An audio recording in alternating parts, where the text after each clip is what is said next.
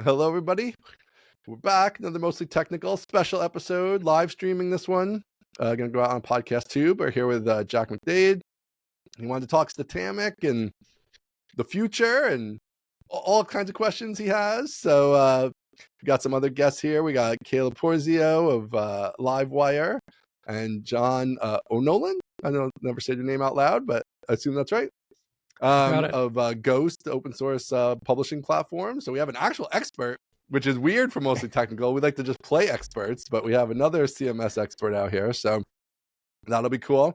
And we might have some other special guests popping in along the way. So yeah, let's jump into it. Jack, I don't know, this is kind of your show. You put out a tweet saying, you know, you wanted to get a group of people together to talk about Statamic and questions you have. I don't know, it's kind of like obviously all this WordPress stuff going on. It seemed like, I don't know if that's a factor in it or not, but it seemed like it's in the air. So what are you thinking here? I'm going to let you kick it off.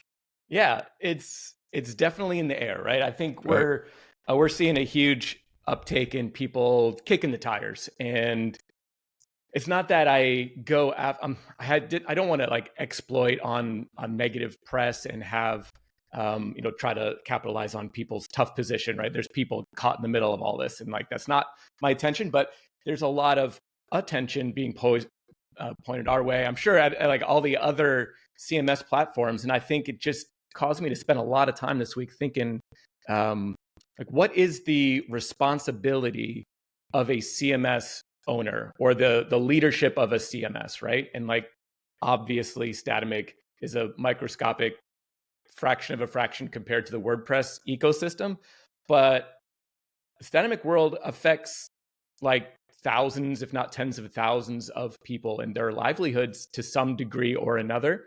And I'm just want to make sure that like the law of the lid is not hurting us, the product, the community, where I am the bottleneck in, either holding back Statamic from what it could be, what the community needs it to be, what the product could be. And I was hoping to get some smarter people than me to have outside perspective around some of those ideas. And I have, different aspects of the business or the product that we could talk about. But I think like the most important thing for me is like, what is your guys' perspective on like, what is the responsibility of a CMS platform owner or leadership team? Like what factors do we need to be thinking about that we're making sure that we address, or like protecting the community from the leadership in some way, right? I'm very pre-economic at this point, right? There's like not, we're not like at risk of like the tires coming off anytime soon in that department, but like, yeah, that's my hard to verbalize like question, right? Like what is the responsibility as the owner? Could you give us one thing before we even? So that's a humongous question, and I definitely want the guys to jump into that. One thing before we get too far along here is maybe give us like 2 seconds on both just what Statamic is, just in case. I think mostly it's gonna be people who know Statamic, but just in case anybody doesn't, and also maybe describe your licensing a bit, because like there's a free version and a paid version. Yes, and I'm not even sure if the free version, I don't think it's open source, but like just the lay of the land of how that works, and then I think definitely, yeah. Before we even jump into that, let's back up even further. Let's get this official out there. I know how where do you're you going. Pronounce it? Oh, okay, yeah, do that too. It is pronounced Statamic because it's the word static and dynamic. So if you take those, phonetical components, it's Statamic. I always say I don't care how you pronounce it, just want you to use it. So ultimately, nice. Statamic tends to be a lot more how people pronounce it in Europe for whatever reason. I'm okay with it, but you'll always hear me say Statamic. That would be how we pronounce it here. Thanks, Caleb. I wasn't going to correct Ian, and we were going to see how long we could let it go and see if he could pick it up on the rest of us saying Statamic. Listen, I've said it in my head the other way so long, there's no chance I'm going to be saying it right. Yeah, so I will attempt to, but it's probably going to be hard. It's been a Statamic in my head for 10 years. Yeah, at Rails World, like anytime Statamic is ever talked about, that's the first thing that's talked about. How do you pronounce Statamic? At Rails World, there were people running their mouths on Statamic and Statamic and whatever, and it's like you should just the logo should just be the pronunciation, like the phonetic. Dictionary, like yeah. Anyway, yeah, whatever. if I could go back in Statamic. time, I would have named it something different for sure. I think that's one of my biggest regrets, but we can talk about that if you want at the end of the show. Yeah, we can get into that later. We have a regrets segment. Yeah, probably one of the least important things at this point. So yeah, the business model, the licensing model, the way it works and the way we make money that we use to make payroll and keep working on the product. Statamic Core, I think we're calling it Solo, but we're going to call it Core soon. We're kind of doing a little bit of a brand update and stuff. Statamic Core is free. It's open source, but it's not like MIT or GPL. It's a custom license, which John tweeted about this week. Like, you'll be explaining it for the rest of your life if you use anything other than a mainstream license. And it's just always been that way. Like, Statamic started in 2012. It's back before, like, literally, like, this launched around the same time as Ghost, within, I don't know, 6 months of each other or something. I remember seeing like, oh man, there's another new CMS coming. Wow, this is this is an idea that we should be doing this. So yeah, Statamic started back in like the pre-Composer days. We were selling like a zip file, right? And we would like that's how it started. And so yeah, the core is free and open source in that the GitHub repo is open. We accept pull requests. We encourage people. There's a lot of open source contributions and activity around it. But as far as the licensing terms go, there are like, you can't fork it and release your own version or anything like that. Right. The source is open, but it's not open source. Yeah, it's not FOSS free open source as far as like the source is visible. Correct. It's visible. And you can fork it and like make your own modifications and use them, but you can't re-release them, right? And the terms say you can't bypass our license protection because like it's one code base. We don't install like a separate like private Composer repo. If you wanted to, you could go in and write overrides and stuff and like hack out all the stuff. Because my position on all of that is like, do enough license protection that keeps like the honest people honest, right? Like, oh yeah, I totally forgot to buy. I meant to buy a license, and like a message pops up.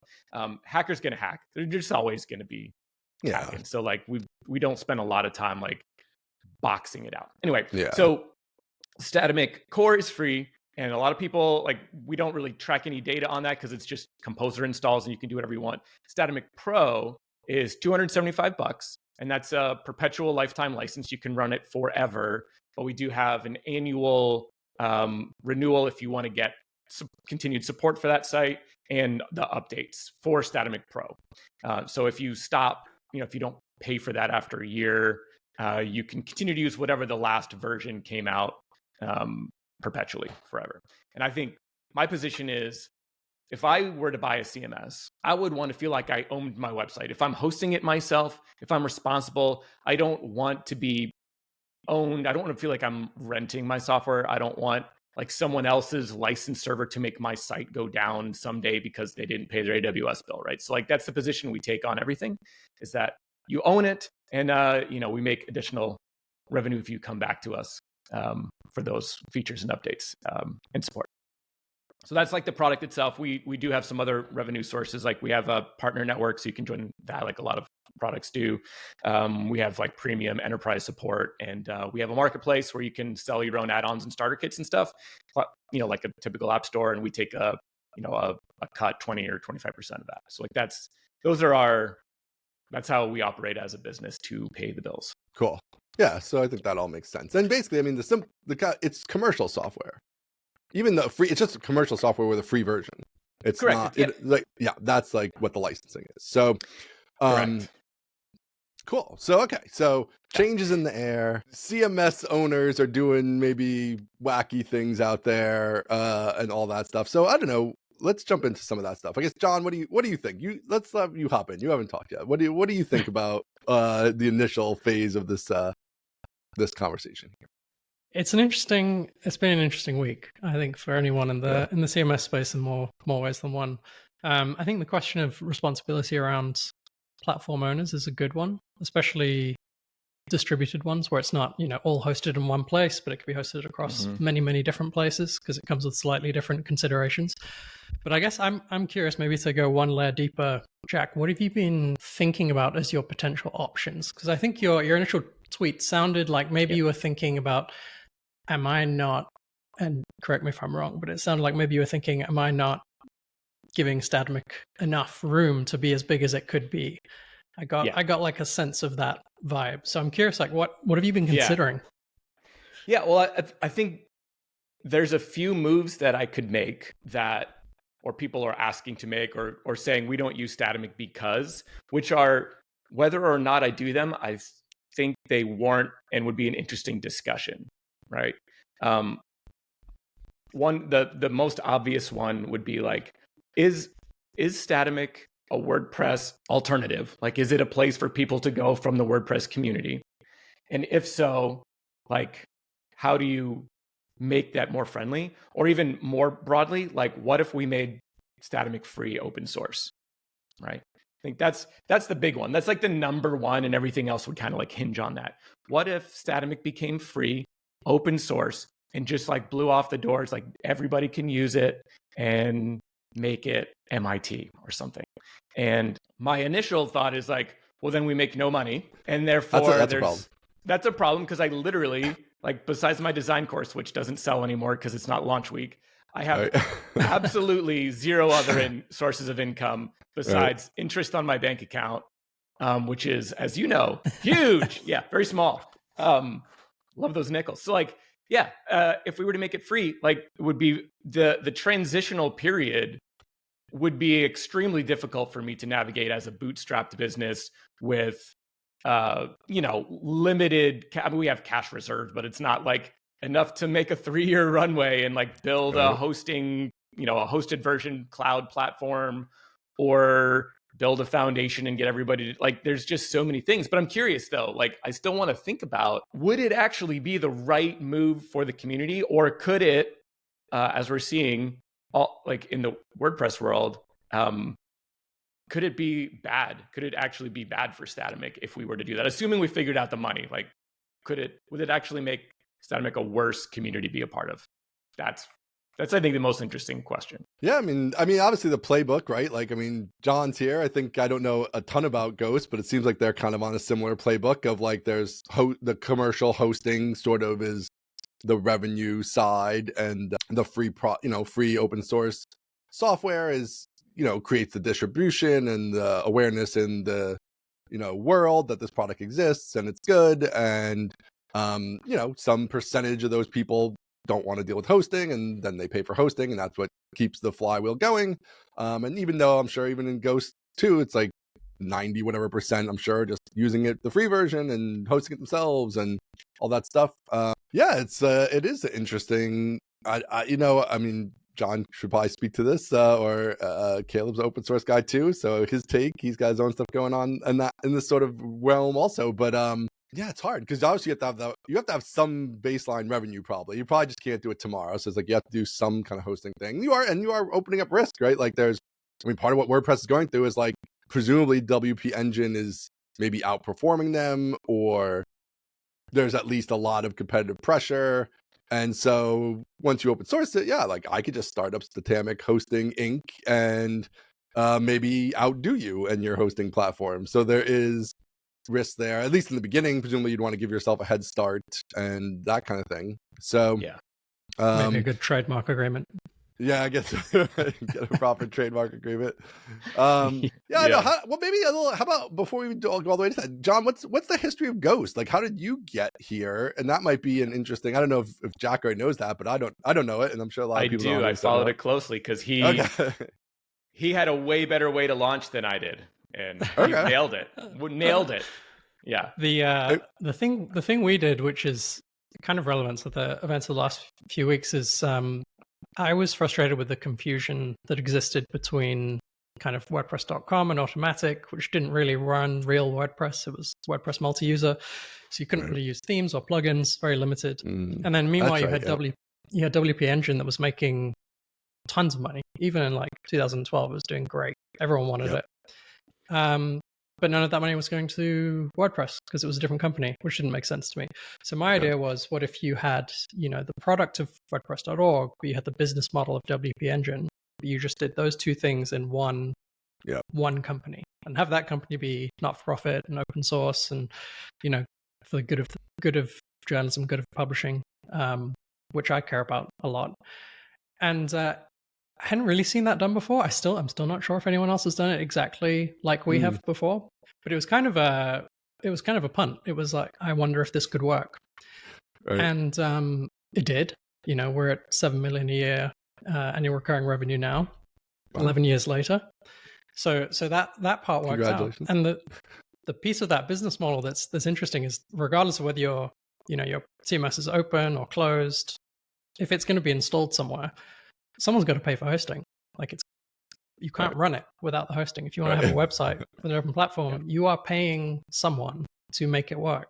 So the question is, like, who would you rather than pay? Would you rather than pay a third-party company, or potentially pay you? And I think that's kind of an interesting thread to pull on. I also think you have a big advantage, Jack. Like, the biggest apprehension people have with open source is if their code base has been closed for a long time. It's like, oh, if we open this up, security issues, people can see the source, and they're going to see all our hacky shortcuts we took, and there's maybe some shame about the code. Like, you already have none of that. So that's right. That's a giant. That tech debt we eliminated like 6 years ago. Yeah, we did have a closed repo for like 5 years, which also hurt us because like we didn't have as much visibility and contribution from people fixing paper cuts and all of that. Yeah. The other advantage I think you have right now is PHP, right? Like, there's not going to be a lot of developers switching from WordPress to Ghost because fundamentally we're a different tech stack. It's just not transferable skills. Two main reasons I thought you'd be great to chat, because it doesn't feel hyper competitive between us, and because you do have that open source, free, and host. Like, you took the approach. I'm wondering, like, could or should we switch to? Yeah, and just was curious. Like, Jack, don't do it. You're doing great. I think it personally. I think it could be huge. I think the question of how do you not wipe out your income is probably the most important one, and you need to have a good answer to that. Hosting is one option. There's also the kind of open core model. I don't know if you're familiar with that. That's like GitLab, right, where the core application is open source, but to use the kind of extensions, add-ons, things that people really do care about and are willing to pay for, particularly the bigger customers, those are licensed, and you pay for those. That can be very effective as well. Which is kind of what we're doing now, but probably not under like an official label. Yeah. Open core, is that like an actual license model, sort of? Like legal license model? If you look up that term, you'll find some good writing about it. There's a fund that talks about it all the time, whose name I can't remember. I'll look into that. I'll look it up. Well, you know what's interesting about Statamic? I think it's kind of cool. Cool is if we look at like a product like Ghost, another place where I don't think you guys are directly competitive is like Ghost. As I was talking about with John on Twitter the other day, is more like publishing, blogging, like pretty focused on that. Like, you can build pages, but it's not like really for building a whole website, generic, like a B2B SaaS app website or whatever.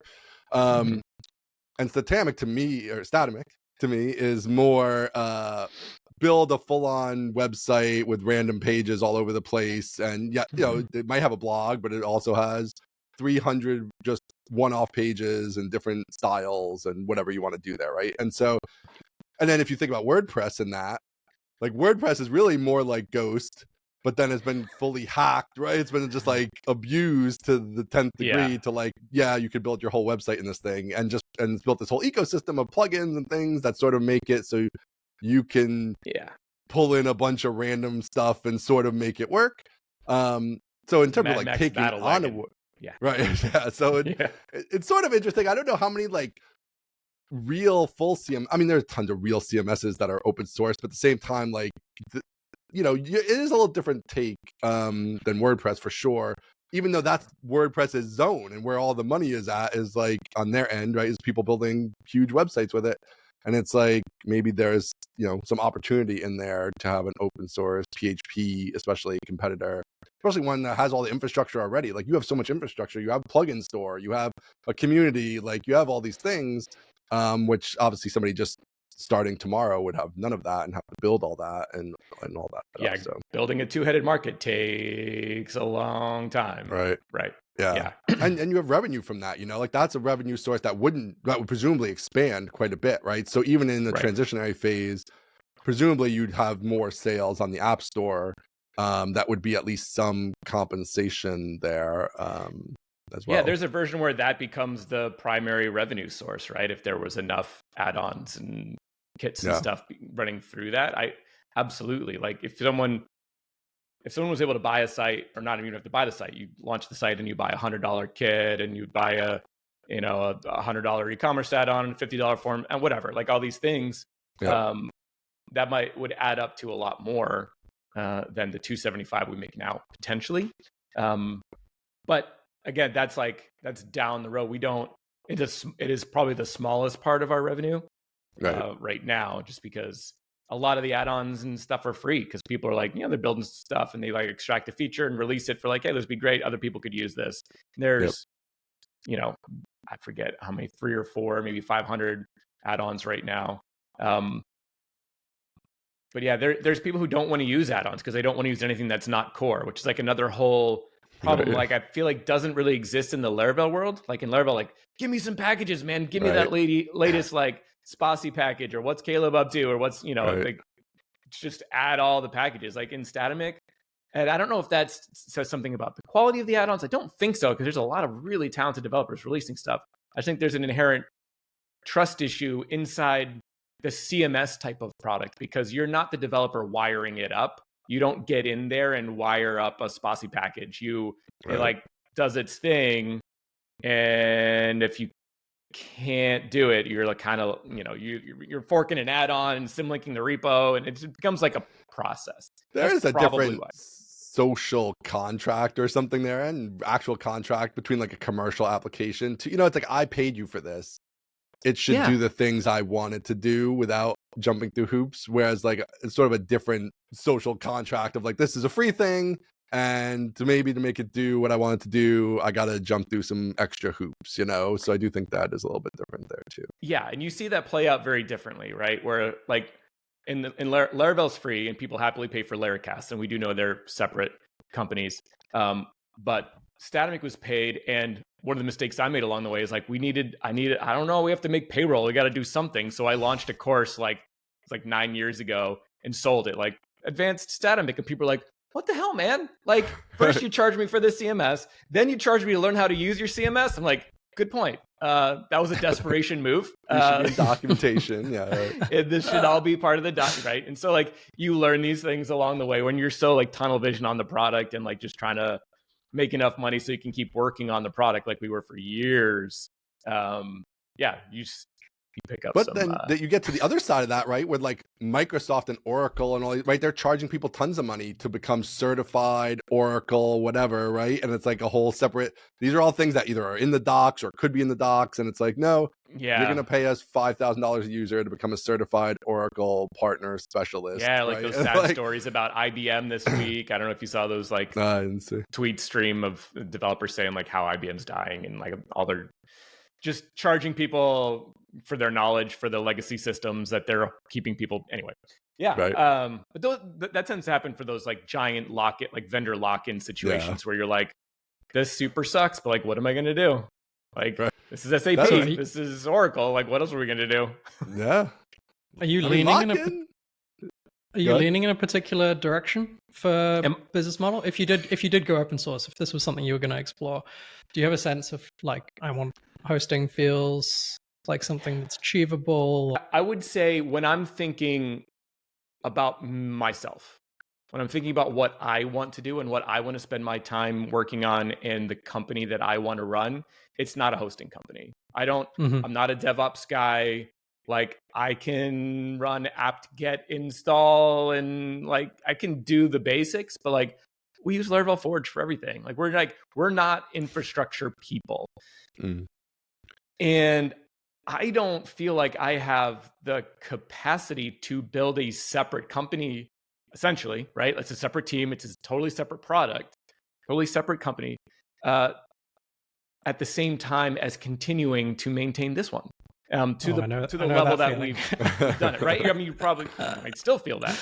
And in an ideal world, you pay for the product, you get the product, right? If the product's free, then you're the product, right? People are always quoting that, or they're trying to convince you to buy this other thing, but all you wanted the first thing, right? Like, I want to host it myself. I just want to use the product. So like in an ideal world, what we're doing would work. Like what we're doing now would be the answer. And our growth is good. We're like between 20 and 30% year over year. We're still like so tiny. And the people that use it love it so much. And I feel like I'm hearing the same things over and over again. Like, oh man, Statamic looks awesome, but like it's freaking expensive, which from WordPress, if you never paid for an add-on, I guess it's true. And then in the same time, I get other people saying like, Statamic is so stupid cheap. You should charge $25,000 and go enterprise with it because of, you know, some of the things it can do, right? So we've got this weird, you're in the like, middle Hydra product where we could lean heavy, and this is another one of the things I talk about. We could lean heavy into enterprise, and we have like TV2 Regionair, which is a huge company in Denmark that is like the New York Times of Denmark, and like Der Spiegel from Germany uses it. Like runs these massive sites, which you can do because we have like this interchangeable data model thing where you can like swap out flat files for database, for Oracle, for Firebase, or whatever you want, and like store your data wherever you want and then scale horizontally, which is really cool. But like if we go and push towards enterprise and try to get more of those big customers, everyone who's ever used Statamic up until now, with the exception of like a handful of like big customers, would kind of it would hurt them, because like now we'd be working on features that they'd never need, a performance tuning for scenarios they'll never run into. And I don't want to alienate our current customer base because they're fantastic and I love them.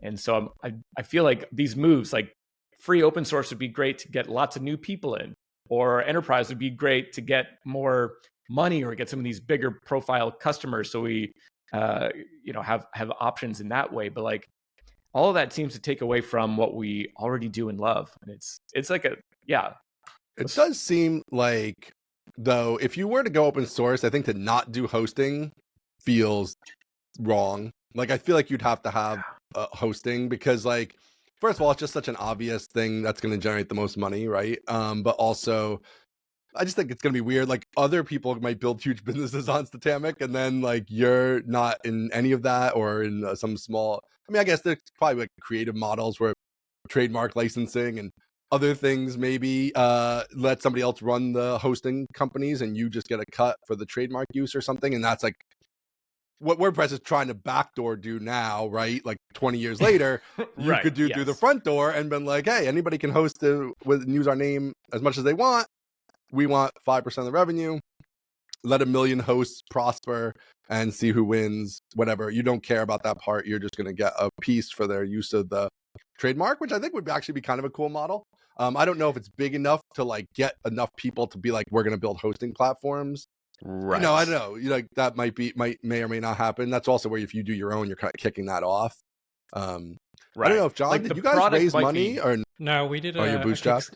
We did a Kickstarter, which was cool. Pre-sales basically. So we managed to raise $350,000 to kind of get things off the ground, and then had to simultaneously build the product and the hosting platform, and the billing system. Oh, that was before the product even existed. Okay, so you didn't have really the product. Okay, all right, wow, okay. And he gave you a runway without giving away any ownership, which I thought was like, oh my god. It took me literally 5 years to cumulatively get to $350,000. Right, like the first 5 years.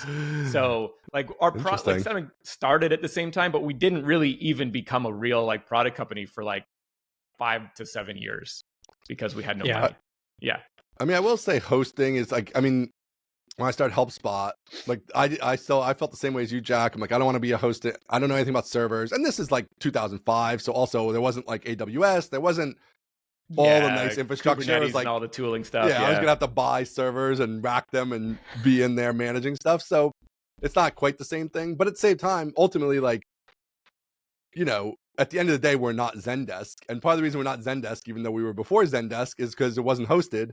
And so we were limited to the people who wanted to self-host the help desk, which at the time was more than now, but it's still, you know, obviously the hosted version is just convenient and people like buying business software that's hosted for them. So, you know, and eventually we did do a hosting platform and whatever later. So I do think you need the hosting answer probably just for growth. I think you need that answer regardless, whether it's you, whether it's somebody else, whether you partner with somebody who wants to do it and you work out a deal, like even if you don't want to do it, like I do feel like you need a hosting, some kind of semi-official hosting would be really huge. Do you have any regardless hosting of if you partners? open source or not? No, we were trying to get something going with DigitalOcean for a long time, and every time we'd get halfway through discussions, they'd like give me a new account rep and like another account person, and like it was like we got right to I'm like familiar launching. with that game.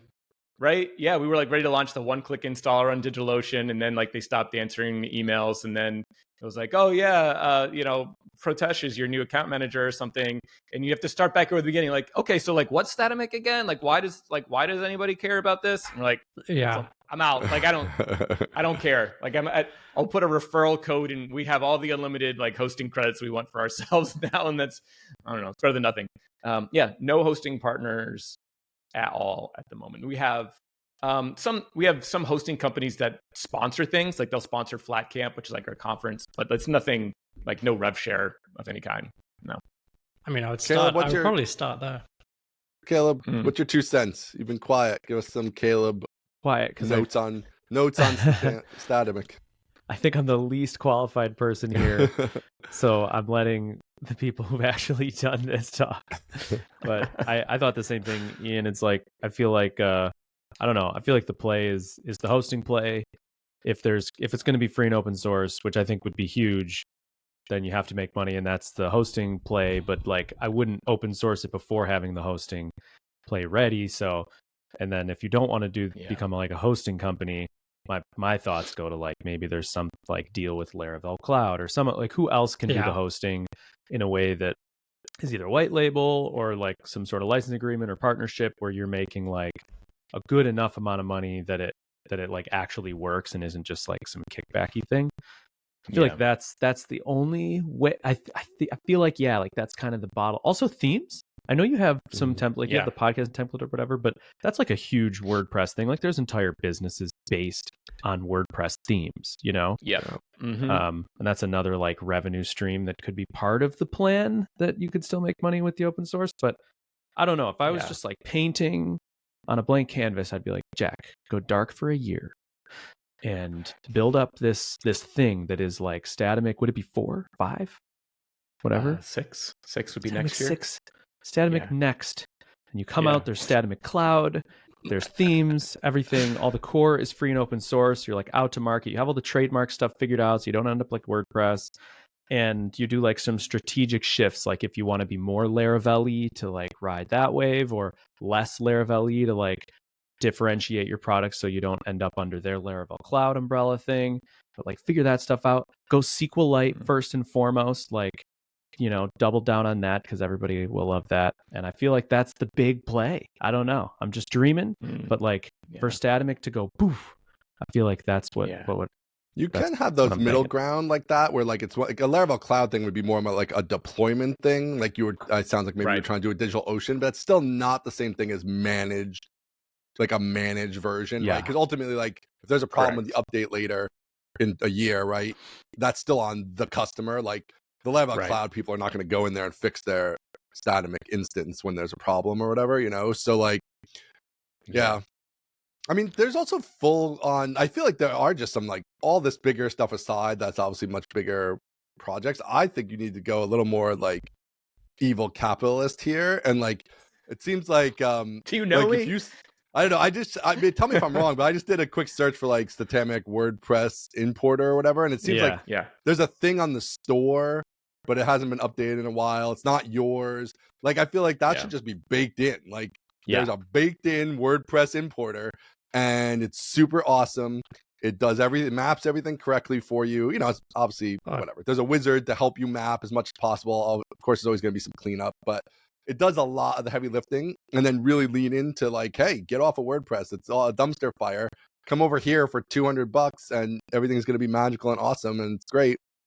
Yeah. So I do think there is some opportunity there. Again, you're going to have a little bit of headwinds with the like hosting situation probably, because obviously it's going to be hard to get people to move off a hosted WordPress to a non-hosted solution probably. But even so, there's obviously millions and millions of non-hosted WordPresses out there in terms of self-hosted WordPresses. So it's still a huge market if you can start to get some of those get some of those probably bigger customers. Like you said, you have bigger customers. The other thing with the hosting that's nice is it does let you get more of that revenue, right? Like, so you have these huge customers and they pay you the same amount as the small customers, which is not an ideal like business model. You know, it's like if you have a site doing 50 million views a month, like they should be paying you a lot more than the site that does 10. But right now, I don't think that's the case, right? It's just like you own it and do whatever you want. Unless you have a like an enterprise support plan with us, and that's more time and access rather than like that's still got a ceiling to it. Like it's not an unlimited ceiling there. If you I assume that's like some plan that they buy for whatever a month or whatever like it is, $1,000 a month or $2,000 a month or whatever it is. So whereas if you have the hosting, it's like, oh, you run a giant. Whatever, you're a Fortune 500 company, want to run your website on this, then it's going to cost you more. Like that's the deal. And there's tiers and there's like, failover and all these things, enterprise features, if you want to go that route with it. But I don't know. It seems like there's some opportunity there to like really grow the revenue a lot if you can get into that space a bit more. I think what you have right now is you're capturing a very large percentage of a relatively small market. So at the moment, all you've got is the Statamic market, but you capture almost all of the revenue that's within it, or at least a solid chunk.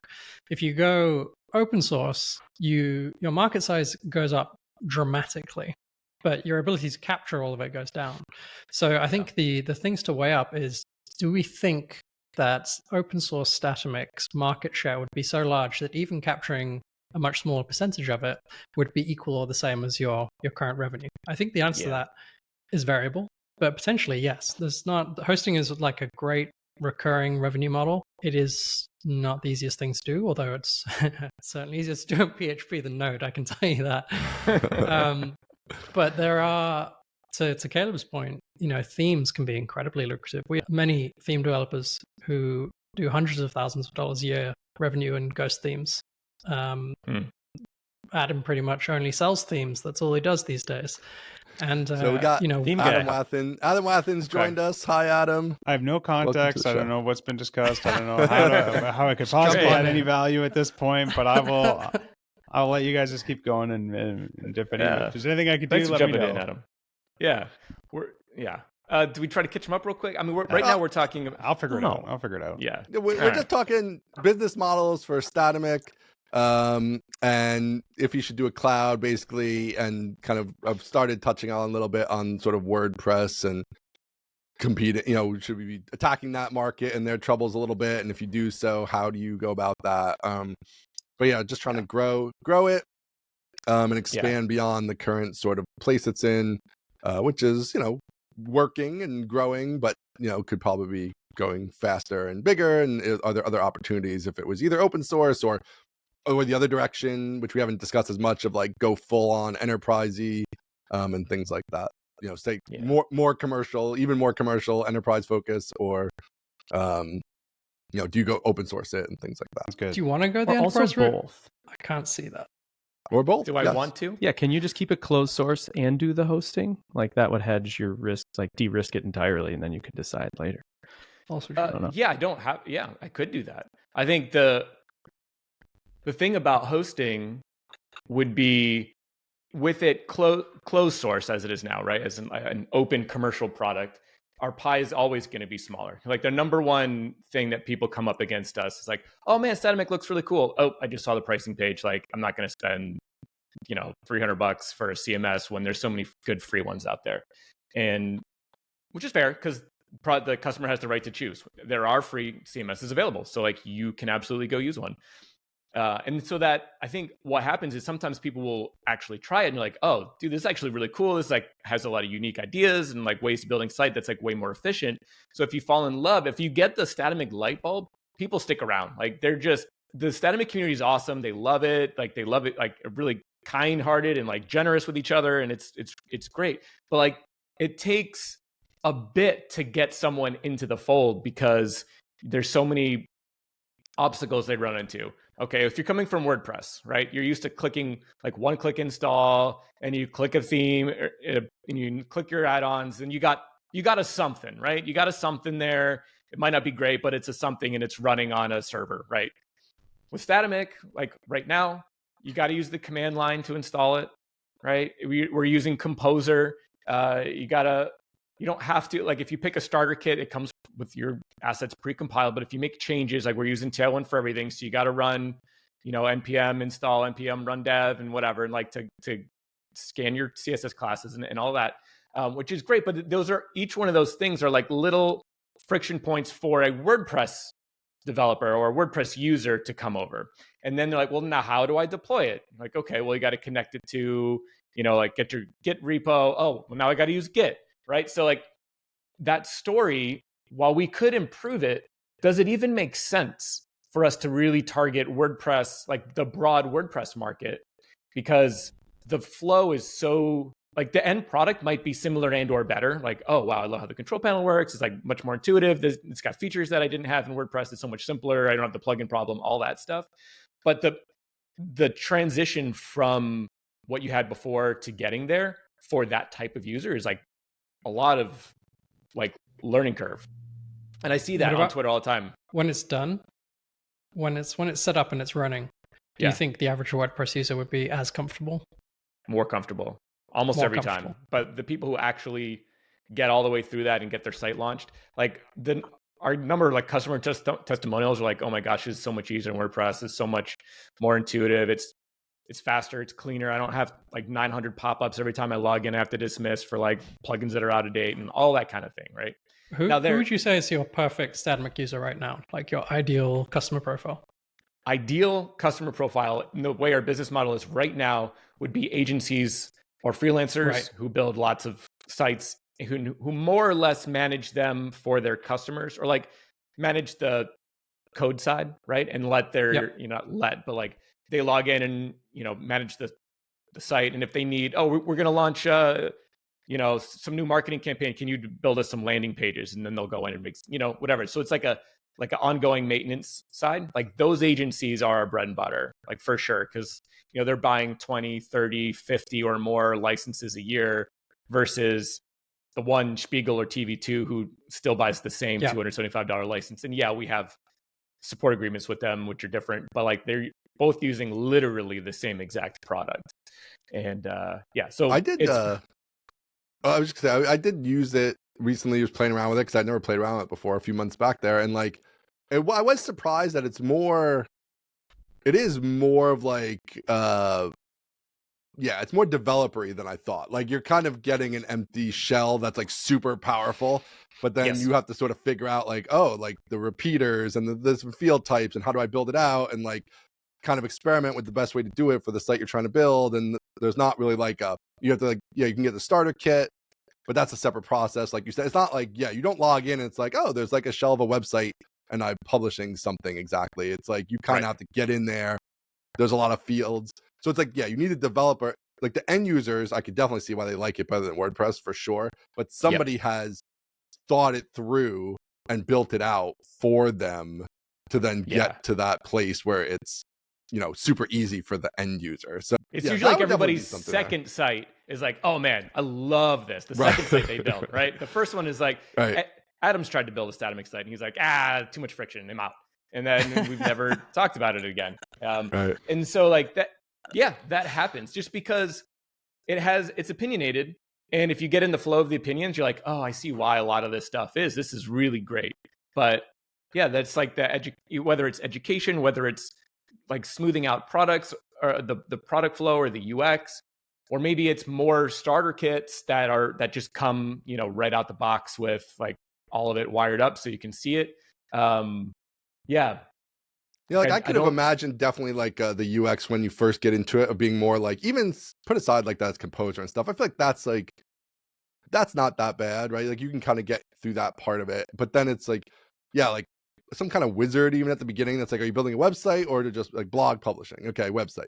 All right, like we're gonna install like a starter kit that is, websitey. Like it's got an about page thing. It's got some fields set up, and it's like sort of reasonable. And then you can get going with it. So you're not so just like into the docs from the first second. Like, what even is this stuff? Where's page? Like, there's no pages. There's collections. What are collections? And like, getting into all that. sort of terminology stuff and all that. Like, yeah. And yeah, like the for a starter cloud kit version, I think you'd have to do that for like a hosted version. Yeah, think, you'd have to have a know? GUI that did it, right? You'd have to be able to like see the picture of the theme or click like install and launch this, right? And that, I mean, that would be how we would do it if we build that. But we do have when you install Statamic now, it says, would you like to use a starter kit? And, you know, we use Laravel prompts and you can like browse them all by name. Or if you go to the marketplace, you can like copy and paste the install script that will start up your new Statamic site with that kit. We don't have a lot of great kits. And I think I wasn't planning on talking about mostly just if it's a blind spot. Like, is there a version where like a move that we make where Statamic is free and open source, we don't use hosting, but we have the freaking most killer badass starter kits that are just like look good and are built well, and we kind of take like what Adam's doing and has done, I'd say, pretty well at, and make money at essentially selling that's pre-wired to the CMS. And that's interesting. That is now focusing on another thing though, rather than the core product. And then the transitional period from here to there is like, I'm back in these. This is like what I've been spinning out around. Is like, can someone tell me like what's the best idea I could make given like the current situation? How do I help our community grow? Because I feel a responsibility. There's so many people in it, developers and, you know, partners looking for work and projects, and like because it's small and there's like this resistance, there's like only so many people come in and the pie is small. Do you guys sell any starter kits now? Because Adam's newer in here, I'll answer Adam's question. Yes, we do. There's like 6 or 7 starter kits that are paid, maybe 10. Not by you though. We have one that's paid. One paid one. Okay. One paid one, and we wanted to have a paid one. Like, I'd like to have more. I mean, I can design and build stuff. That's like what I do. But is that what I should be doing? So we have one. I wanted to have a kit that set a price point for an expectation. People were launching like $5 starter kits. I'm like, this is not like how you do this. Like, so I wanted to put something more premium together, but that was simple. So we have a podcaster starter kit that's like $65 or $75. It has, you know, like it uses Livewire and your player persists and all that stuff. So there's like $135 kit that has like a page builder thing that people love, and there's a few, but yeah, it hasn't been given like the love that concept that like could have, and like hire people to design stuff, like get these are big designers to have. Oh, here's like not that Steve Shoger would do it, but like, you know, here's a Dan Petty or a Raji design, and like here, I don't know. There's room for that. I just haven't said like with the Eye of Sauron, if I could only focus on like one thing really well at one time, is that what I work on right now? Yeah. I guess just like I kind of agree with Caleb's point, which is that both this and the hosting seem like separate decisions from the open source thing, you know? Correct. And even though both of them might be more successful if it's open source, it still feels like a separate decision. It doesn't feel like you have to do them at the same time, you know? Like you could build the hosting thing, serve the needs of like the current community.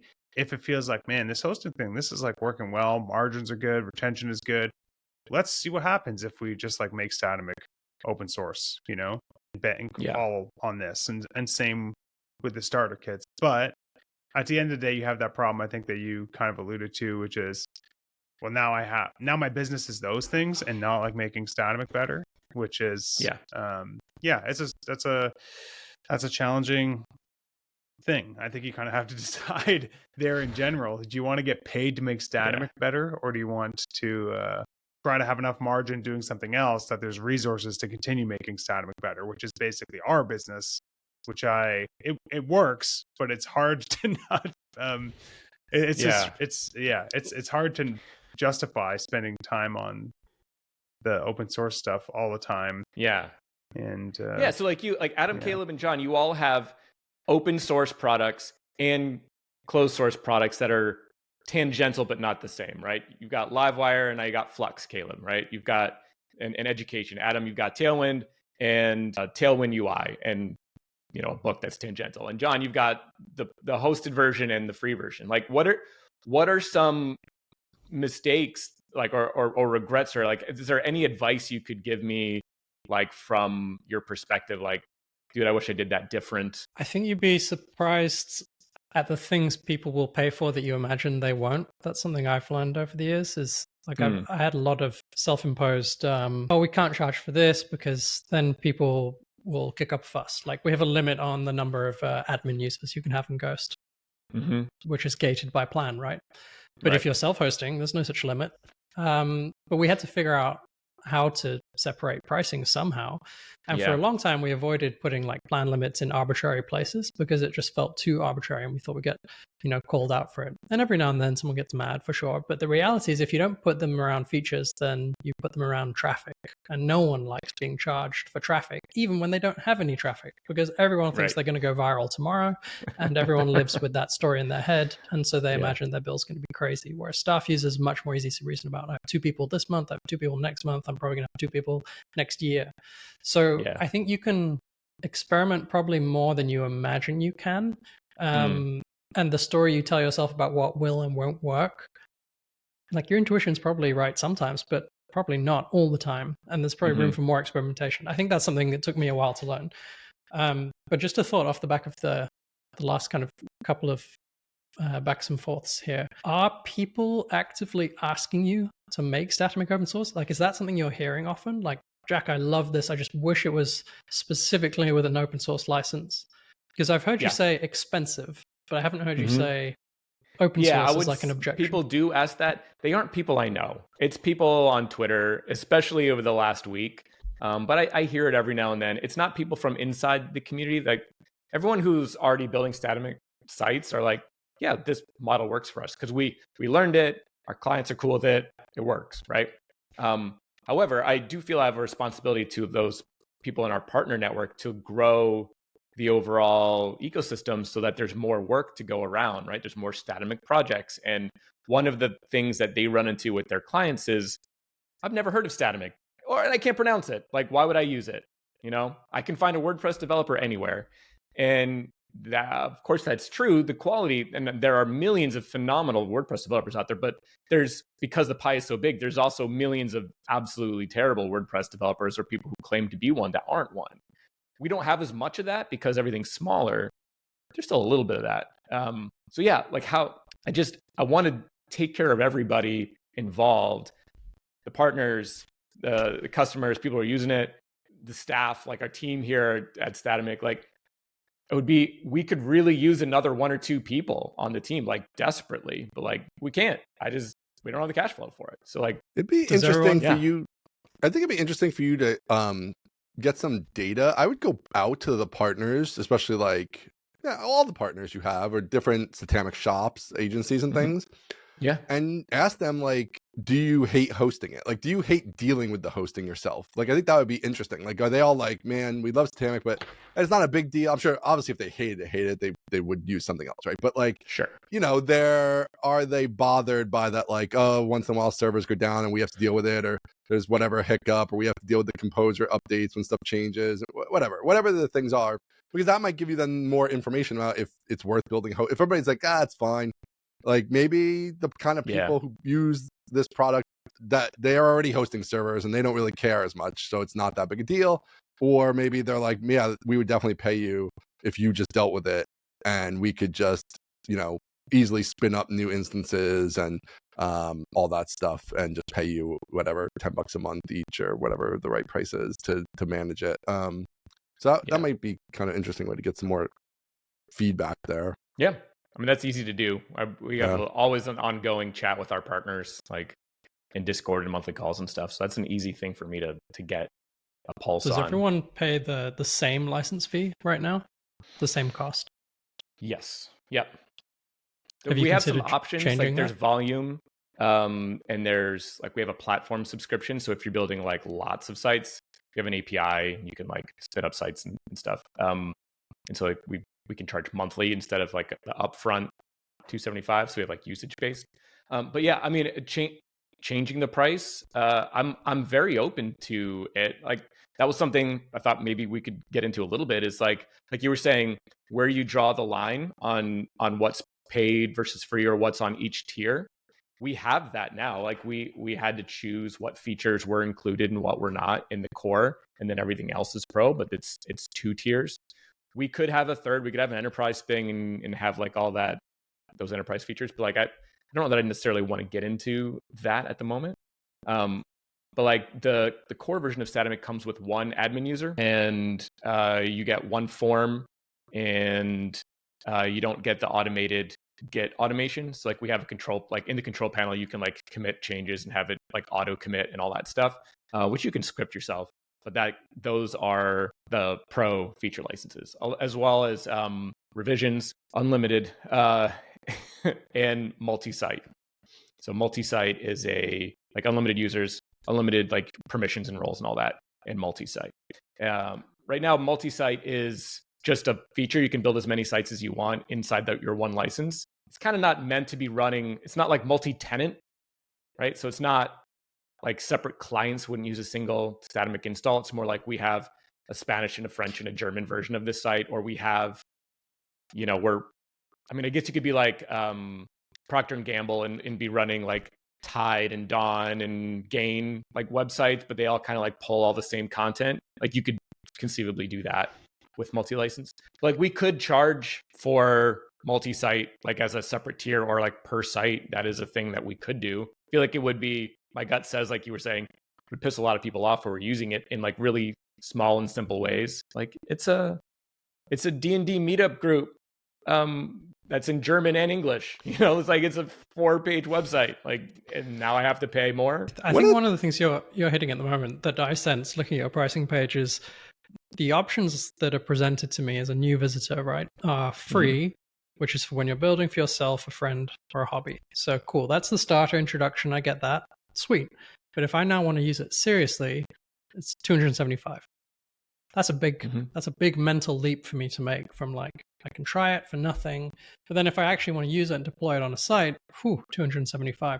So where my mind's kind of going is there any way you could get that to a different pricing tier of, you can have a full production site for $29 a month per staff user, or for $29 a month per 100,000 visits. Something where your pricing page says $0.29. That's a much smaller mental jump for me to imagine. I can use this thing in production, but that's a starting price, right? Slack says $8 per user on their pricing page, but people in reality are paying thousands per month, right? Because you multiply whatever that thing is by the multiplier that is applied. Yeah. Conceivably, yeah. The traffic would be tough because it's all self-hosted. And so we need to be collecting a lot of data like from everybody's site, which I don't love. But per seat, it could be honor system. Like there's font, all the web fonts are like you pay for 100,000 visits, and you're just saying it's 100,000 visits or whatever. But it is always hard to by visit can be tricky. Yeah, the free one now you can put in production. Like you can run your site on that. We're changing that language. Like it is just feature locked. There's no usage type, like building it's only for you or your friends. It's like, no, if you want these features, it's free. If you want those features, it's pro. That's how I'm planning to change it. Yeah. Kind of from what you've been talking about, this is separate from open source or not, but I feel like it would be interesting probably to experiment with just a different marketing approach, because like the current site is sort of like, like it's radical content management, like just going on the home screen, right? But like it's terrible. Then you kind of get into like, but it's like Laravel and it's flat files or database. Like basically it's really a developer platform, right? Like that is kind of the differentiator. It's like it's super developer oriented and powerful, which is different than like the other ones that are more like end user focused. Like I think of Ghost as like end user focused, or WordPress is like the users are like, this is a nice, clean, simple interface. That's the focus. Whereas like for you, maybe the focus should be like, this is hardcore. Like this is for building crazy shit and regular stuff too, right? But also it's like ultra powerful. If you're a dev, you can build out your clients' insane projects. We have all the tools. They all work well at scale, blah, blah. You can have all this underlying architecture decisions that you can make based on the scale you need and all that stuff. And then, it's like then your end users get this nice clean interface and it works really nice and so much easier. And here's all testimonials about how great they love it. But the sales pitch is to like the agencies that know how to build things and are like, this is the best way to build things when you have complicated things to build, versus trying to like put together a million WordPress plugins or use some, Squarespace or some tool that's really meant for more straightforward applications. Like it could be interesting to be like the developers CMS or something like that, where that's more the angle as opposed to like the end user angle potentially. Yeah, it's tricky because we do have a lot of different audiences that might come to that homepage. I am working on a total like redesign of our whole site. I'm pretty close, like within maybe a week or two of launching. I don't have the homepage locked because I'm still struggling with this same exact problem. Is like, who's coming to statamic.com? Well, for sure it's the developers, right? They're going there, they already know it, whatever, or they're evaluating it at agencies and business owners. For sure, you're trying to see like, what is this? I heard about it, I got to look at it. But it's also agencies saying like, we want to pitch you rebuilding your site in Statamic. And like, well, what is it? I got to look it up. And so like, you've got CTOs, CFOs, or whatever, these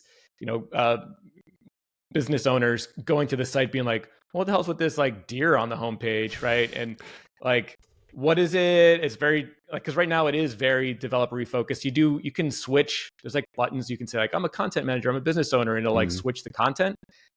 I don't think most people click those, and we randomly load one right now, so like you get a totally different version of the homepage. It seemed like a good idea at the time, and like there was a couple people who wrote reviews about how cool it was, like of a great design. I'm like, oh, I guess I'll just leave it. I don't know that it's like the best way to have a homepage. Right. So redone it. It's now, I don't know. I mean, I can show it to you. I don't know if you care to see it or not, but like the point of it is like Statamic is the answer to your frustrating CMS problems. And we're really focusing on the user experience from all angles. And so like writers, developers, business owners, designers, and enterprise, and they each can go to their own different landing page from there. Then if you keep scrolling, it's like, here's the ecosystem, right? Here's the add-on and starter kit marketplace. It's built on Laravel, so you can drop it into current projects. We have partners. I have a partner network. We have community. We have good docs and some quotes, right? So it's like, you said more like agencies are your bread and butter, right?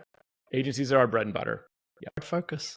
I think I have the same problem with like number of different user types, and there's bloggers and newsletter senders and journalists and creators and companies doing marketing, same thing. But if agencies are clearly your bread and butter, have some place for the writers and the designers and those people to go. But I mean, I would double down hardcore on the agencies. Do you remember Flywheel? WP Engine acquired them, but Flywheel were WordPress hosting for designers. Come on, that is a niche, and it worked like hell because they attracted the designers of agencies, and then they attracted agencies, and that's how Flywheel kind of found its footing, was just shrinking that target market to a niche, which is, everyone says is always easier said than done. But it sounds like you have a clear idea that agencies are like who have the skill to use Statamic, who have the budget to pay for Statamic, and who have the resources to deploy it, and who appreciate the craft that goes into what you've actually created. Yeah, that is all true.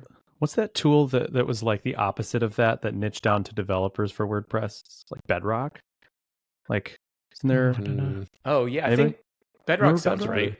Yeah, Not Bedrock Genesis, and maybe Bedrock. a family of like, but that was pretty huge because it's like WordPress, but with Composer and actually like nice ergonomics for hardcore developers. It's like, actually like that's probably your target market. Or if there was like a niche or a market to like extract from, it would be Bedrock. But it looks like that is it. Bedrock. It's like basically adds in Composer and all that kind of stuff. Yeah, I used it once I became like a decent developer.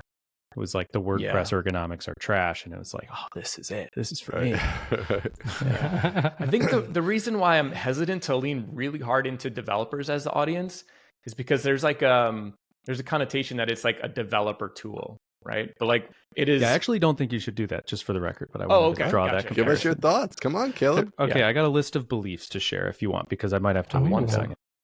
Okay, here's like a laundry list of beliefs, because I was trying to frame it in all like, here's the big play, here's the small play. But I believe you should forget about open sourcing Statamic. Just forget about it. maybe think about it later, whatever, and just focus on It's a building. weight off my shoulders if I do that. Yeah, just commit to it, like, and just then your life is easier. And just focus on building a bigger, healthier business, and then you can figure that out later if you want.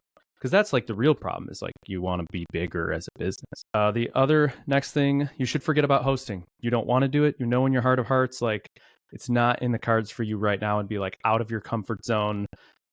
I just don't think you should focus on it because I don't think you want to, like you said. And yeah, so second belief, I'm pissing Adam off. Adam had to run, so he has a lawyer. That's belief number 2. Just to make your life easier, I'm giving you definitive things that you could take away. No open source, no hosting. And you shouldn't bank on, like, as you know, like getting market from WordPress for all the reasons. Like my quick business analog is like my Make VS Code Awesome course. I was like, should I niche this down to make VS Code Awesome for Laravel developers? No, I want to capture like all developers. Think about the market size of VS Code, and then it'll catch on in other ecosystems, whatever. And it just never did. It still doesn't. And it's all like all the people who buy it are Laravel devs, and it doesn't even think I don't think it says Laravel in the homepage at all. So anyway, it's like one of those things that like it should work, but it probably won't. And so I kind of have a similar feeling that like I wouldn't bank on capturing the WordPress market, but better content marketing, I think you should do anyway, because it plays to your strengths as a content marketer. You're great at video and communication and design. And I think you could take this opportunity, like it's in the air, there's more searches going on. So just start like, not saying WordPress is bad, but Statamic is great, and do like YouTube shorts and stuff in the way that you do, like just beef up content marketing in general. I also think you should drop static entirely and embrace SQLite. I think static was like a trend and something that people cared about at one point. And I don't think even developers don't care about it. And it might even make it feel stale. I just want a single SQLite file. I think you should just do that. You don't have to change the name. People don't even like. We already can do that. We let you choose. Right. I think you shouldn't even market that we let you choose. Yeah. Personally. Yeah. But the reason why I built it is because I wanted flat file. Right. Abandon it. These are my beliefs. I love Caleb. Caleb shows up and just throwing haymakers at the end. Do it, like, haymakers. Yeah. I love it. That would make my team probably really happy because it's hard. The flat file thing is hard. And there's a lot of work. It's hard as a user too. I've built Statamic sites and just give me a SQLite file. I would love it. So, okay. Take it or leave it. Believe. Another belief, Statamic should be easier, shouldn't bounce Adam out, less friction, more clicking, more like, this is the thing. I think if you focus away from it, from developer likeness, developers will like it more anyway, because you already have that stuff taken care of. So like, I should be able to just like click around, get a site up and running with a good default theme. You upsell me on your really awesome themes, but it feels like so easy to use. The reason I don't use Statamic anymore, because I don't do a lot of that type of stuff, but it's like, I have to fork my developer knowledge. Like there's a lot I need to know even to like upgrade this thing or manipulate a template, and it kind of pushes me in that direction by default. Like I need to use the command line and then I forget how to use the command line, whatever. So I think you should make it just easier to use, and then developers will love it more too. And then focus on your templates. I think that should be like the next big revenue stream to focus on. And in parallel, experiment with your pricing so that like, John was saying, like, and Ian, that you can capture, bigger customers and you can capture smaller customers, just kind of widen the gradient and experiment with it and see if revenue goes up. Okay. And then my final question because this isn't an answer, is do you double down on Laravel? This is either a strong yes or a strong no, but if Statamic uses Blade for templating, well, that's a giant, huge thing I don't have to think about now. It's like, oh, I already know Blade. Because it's right in this middle awkward place where it's like Laravel, but you talk to a lot of people, they don't know about it in Laravel, or they don't know that it is actually Laravel specific at all. So you can make it hyper Laravel. Now it's the Laravel CMS. You don't want to do hosting? Perfect. Laravel does want to do hosting. So now it's like deeply intertwined and there's some business deal there or whatever with Laravel Cloud, and you kind of ride that wave. But it also means like there's other ecosystems and people who don't want to like, oh, I don't want a Laravel thing. They don't identify as Laravel devs who would otherwise embrace your technology as an independent thing. Maybe won't embrace it because it's the CMS for it's October. It's not, this is right now, it is positioned as an independent thing. And I don't know which is the right option. So that's a question. But yeah, there's my I also pitch, have that question. I love that. Some of that is very freeing as far as what is right for the product and what's right for our users. Like, I don't know if any of it's right. I don't no. I don't know if it's right. Nobody or not. knows. Yeah. I think it's spicy, and I like that Yeah. about it. There's a lot of advantages if we were to purge the flat file feature, but then it's a different platform. It's one that I wouldn't use. So now I'm working on a product that I wouldn't use myself. But those are two different things, right? There's purging it from the marketing, and there's actually purging it. Like, I don't think you should actually purge it, because you have like thousands of customers using it, and that would be bad. That's what like, it still needs to do it, right? But like, because you don't want to deal with that. Not necessarily in a major version bump, though. You can get rid of these things, maybe, potentially. You could just keep it all totally, like bury it in the marketing. But yes, it's like a thing that's not focused on. That's happening. Yeah. It's no longer flat file CMS, flat first CMS. Like, I'm done with the customer education thing. It's now it's a user experience focused CMS is kind of like ideally SQLite as a default, and you should promote it that way. Rails World, the keynote was basically a pitch for SQLite. All Rails apps are going like SQLite, and you ask like Adam and Taylor what they thought was the coolest thing in that keynote. It's the SQLite stuff. So did I. Aaron is pushing SQLite. Like, it is perfect for something like this because it's in a bottle. It's like, I don't have to have all this sprawl and developer setup. It's like, this is a CMS in a bottle. It's right here. You take your whole database, copy it, bounce it, back it up, whatever. I'm pushing hard. I see that. My counter argument to the flat file thing is like, for content-driven websites, it's really nice to be able to write your blog post in VS Code, because you can just pop open. It's like content folder, blog subfolder, create a new file. Boom, you can write it right there. You can project find and My little pushback on that was like when I was messing around with Statamic, it's like those files are sort of insane. Like there was like tons of stuff. If you're using Bard, they get ridiculous. Yeah. So there's like a lot of stuff for the custom fields or whatever. It's not like, it's just a markdown file and it sits there. It's like for a real website, right? I'm sure you could just run a pure blog and it would just be a markdown file with some head matter stuff, whatever, and it would be very straightforward. Even that though, I don't want to do that. I have to do that. I do hate for head my matter, own blog, but I have to do it for all my doc sites, and I hate it. Shout out to John when I used Ghost for my blog forever ago. And it's like such a crisp little editor. And Statamic, you have that too. It's not like you don't, Yeah, right. I don't know. I actually don't want to write markdown files. I'll use Obsidian to write my markdown files because I just want like a heading to look like a heading. I don't have to write like tick, tick, tick, HTML space, whatever. I don't know. These are opinions. Yeah, they're opinions. I agree with all of Caleb's opinions and his pitch. I think it's very strong. With one exception.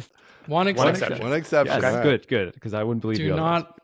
Do not do themes first. Don't do big premium templates first, because you want everything else is about growing your market, getting more people to use Statamic, right? The last thing you want to do is spend 6 months building templates for a small market. Grow the market first, then create templates for them. I don't think there's a large number of people who are not going to use Statamic today because of the templates you already have. It's not like there's a big deficiency there. I think that's a second order opportunity. And the thing I would add to what Caleb said is the number one thing I'd prioritize is the pricing. Find a way to make your pricing page say $9 a month, because that's what Framer's website says, that's what Webflow's website says, that's what Ghost's website says, that's what Squarespace's website says. We could charge $9 a month today if we wanted to just switch it to a monthly pricing instead of like the upfront license. I would test that today and just see how it performs. You don't. Or you could. Can you do even like some foo and just be like charged yearly or like charged monthly, but like yearly price or something? I don't know. Is there some way to like not do any work and change it to say $9 a month? Is that possible? The one implication that changes when you go to monthly pricing is I gotta bounce. Sorry guys, dude. Thank you for your portion. I appreciate you, Caleb. Good luck, Jack. See you. The implication that changes when you go to monthly pricing is now you're renting software. Because if right now, because you buy the license up front, $275 in my book, that's $7. That's $750 a month times 3. So like most sites last maybe 3 years before the redesign. So it's like paying $750 a month for 3 years. Except you can run it forever. If you never update it, or if you build a site for a client and it's a local restaurant or mom and pop shop or whatever, they might run it for 5-10 years and never touch it. right? So you can tie that to updates though, right? Like Mac apps, 1Password, 12345. You get updates up to the next major version, and then no more updates. Or yearly, like WooCommerce add-ons, you pay for them. They're GPL licensed and open source, but you're paying for updates. So you pay a yearly license of $60 or something. If you don't renew, all the code keeps working. You're all good, but no more updates, like no more new features, no more maintenance, whatever. They still do security patches, of course, because they're going to be good stewards of their software. But you can tie that to updates easily enough so people can use it forever, but not necessarily get new stuff. Yeah, I moved, so HelpSpot is on premise, and we did move to fully subscription like 10 years ago, although we did back, whatever. Existing customers didn't have to move to subscription. So we still have customers who have own licenses and they pay for annual support and updates. So I do think moving to subscription is I think it's a really big thing. Like, that's going to have a lot of implications. So you would have to definitely think through all those implications in this kind of app, especially. But I think even short of that, I definitely agree with John saying before, like the pricing page, I don't love. Like the $7 a month is weird. Like what's the $7 a month thing? But then there's $2.75 and free. And like, I feel like you could even just have different price. I feel like you could have free, right? And you could have like $99 for some like lesser amount of features, but you get something for that. I don't know what it is. $2.75 and $9.99. Like have the enterprise one that's like $9.99 or whatever that gives you some other stuff. Make $2.75 seem cheaper, right? Like $2.75 is still the real one you want to sell, but make it seem cheaper with some more price anchoring. Like right now, it's like $2.75 is the most expensive thing because something is $7 a month. I don't understand what it is. The other thing is free, and $2.75 is the expensive one.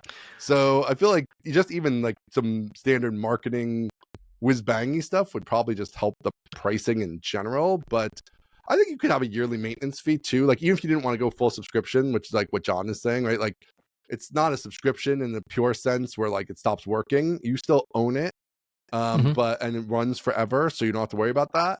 But what if you only pay for 1 month? What happens? I mean, you actually do have that. It's $65 a year for updates. Correct. What do we have if what? If you launch a Statamic Pro site, you pay for 1 month, and you're like, I don't ever want an update. Now we just got $9. Yeah, no, I don't think you should. I don't know. I think that you should only do monthly if you're doing subscription. If you're not doing like a pure subscription, so then you stop paying it, like you lose Pro, right? Right. Yeah, it would be like how you use that. That would be the pure subscription. But I think even if you just kept what you had now, but it's like anchored to $2.75 better. I think $65 a year is probably not enough. I mean, I would raise that. Like I used to charge a third, basically.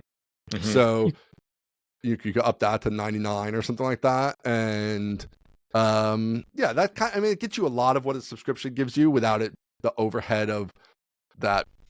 It's harder to get people to buy a subscription, especially since you're not doing the hosting where it's like a more obvious connected thing of like, yeah, I'm paying for this every month because it comes with the hosting and that's what I'm getting this hosted thing. Right.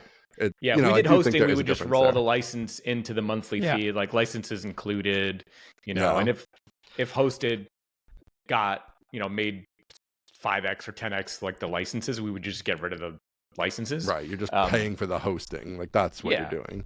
Right. Yeah. I do think people are more comfortable paying for subscriptions now. I mean, we have a pure subscription now, and it's like, if you stop paying for HelpSpot, it stops working. And but it is a little bit different kind of thing. Like if you stop paying for HelpSpot, it's because you're using a different tool for your help. You didn't get rid of your help desk. You're using a different tool. And so, whereas the website is a little bit different, right? Like it's not a pure B2B if your credit card app. bounces, your site shouldn't go down, right? Because right, just stuff like that. Liability I don't want to have. Right. So there's some stuff there. But I think you could get a lot of those ideas in here without the full-on commitment of that and increase sales and increase revenue just with some of those optimizations. I feel like you could combine these two as well. Rename the $2.75 to lifetime. Add a $9 a month monthly option where the license is good for as long as the subscription is active. Yeah, I've seen that before. Cancel the license. Okay. That's interesting. That's pretty similar to Flux, no? Isn't that what Caleb did with Flux? And it's definitely what Peter he does ended up switching off that. That's what he was going to do, but he didn't actually do it. Yeah, he has it lifetime now. But yeah, for people that would make it easier for people to dip their toe in, right? Because then you could always move to lifetime later or something like that. Yeah. The lifetime would still need the annual renewal though for it to work. But so you probably name it a little bit differently or whatever. But yeah, if you want monthly or, owned, something like that. Your challenge is to lower the barrier of people coming in. Like, you can protect against, how do I make more money off the people at the top later. But if you're, sounds from all our conversation, sounds like your goal is to get more people using Statamic to grow the Statamic pie. I think a lower entry price point is going to get you, even if you want to do the open source thing one day, it's going to bring you close to that if you can get more people using Statamic overall. And it'll probably also solidify, the size of the market you're operating in, which will then give you more room to maneuver. But other than that, everything Caleb said, I thought was... Caleb, he's just a silent assassin, just like sitting there in the notes. weeds, So taking notes. Yeah. I was like, is he reading a book? What's he doing? No, he's writing notes so he can mic drop and get out of here. Like, he's going to blow your mind as he steps out the door. Yeah, kudos. I don't know. So what else you got there, man? Any other topics here before we wrap? Yeah, let me see if I can... My iPad stopped letting me switch pages. 4 minutes. Okay. Well, maybe we should just wrap it up then. I got all day, man. We could do anything. I can hang out here all day. We'll stream and have lunch. Let's see. We talked about the business model. We talked about audience. We didn't really talk about enterprise. We don't really need to. We talked about flat file, how y'all hate it and I still love it. What about the name? What do you think about the name Statamic? I hate names you can't pronounce, so I don't like that. But I also think I don't know if I'd change it because that seems so dangerous. Late in the game to change the name. Yeah, like it's one thing for ConvertKit to switch to Kit, right? You're like, it's already part of the name. We can't drop any Statamic. I think that's also rebrand, by the way. They just also have a lot of money to make it happen, right? Like, it's like they could just shove it in your face on ads everywhere for months and months, and like everybody's gonna get it. Like, you probably can't do that, right? So I think that's a little harder. I think I don't know. I probably they're about to learn the hard way how difficult SEO attribution becomes when your brand is a generic word. Let me tell you. Oh yeah, that's true. Oh yeah, I do love that domain and everything, but I think it is gonna be hard for them. Yeah, I don't. Yeah.